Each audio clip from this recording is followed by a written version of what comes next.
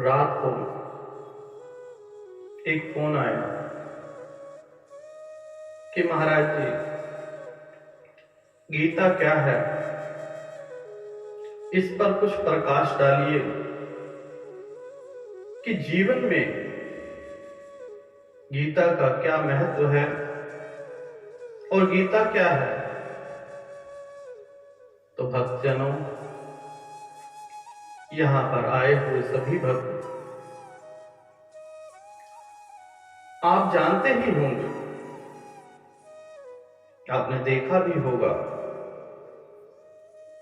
कि राशन की दुकान के बाहर या कोई भी दुकान हो, मंदिर हो, गीता के श्लोक वहां पर लिखे हुए मिलते हैं, परंतु जीवन में नहीं उतार पाते। गीता जो है भगवान श्री कृष्ण के मुख से निकली हुई है, परंतु गीता का अर्थ अर्जुन है। अगर अर्जुन जैसा पात्र ना होता तो भगवान श्री कृष्ण गीता की वाणी बोल ही न पाते। गीता को समझने के लिए, गीता को जानने के लिए हमें अर्जुन बनना पड़ेगा। हम बातें कर रहे हैं पीएचडी की, सही है भक्तजनों, बोलिए। हम बातें तो कर रहे हैं पीएचडी की, परंतु नर्सरी में दाखिला नहीं हुआ। सर्वप्रथम नीचे से ऊपर जाएंगे, ऊपर से नीचे नहीं। गीता को समझने के लिए, गीता को जानने के लिए हमें अर्जुन बनना पड़ेगा। अर्जुन जैसा पात्र हमारे जीवन में होगा तो हम गीता समझ पाएंगे और गीता को पढ़ पाएंगे। और गीता को समझने के लिए महाभारत देखनी होगी। संपूर्ण जीवन जो है, जीवन का सार है, वह है महाभारत। गीता की वाणी निरंतर हमारे अंदर चल रही है,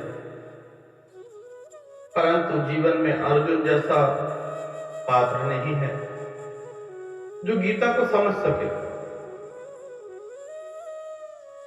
जिस प्रकार से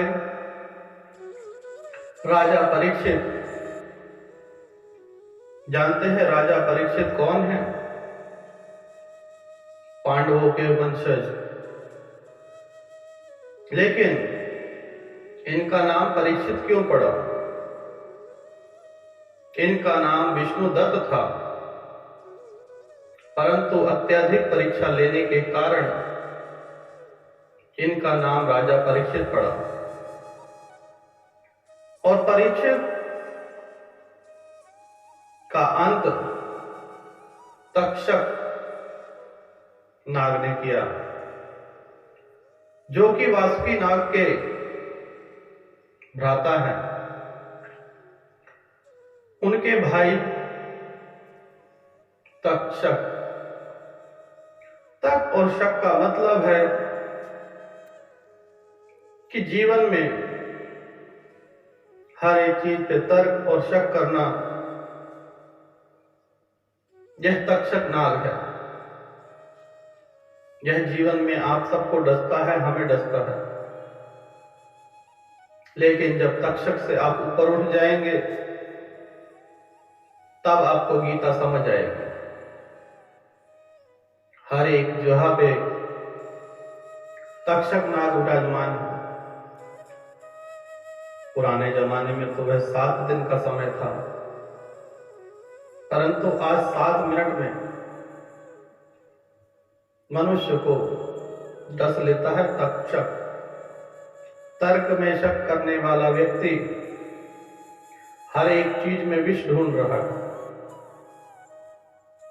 अगर गीता को जानना है, गीता को पढ़ना है, गीता को समझना है, तो जीवन सार में गीता को उतारना पड़ेगा।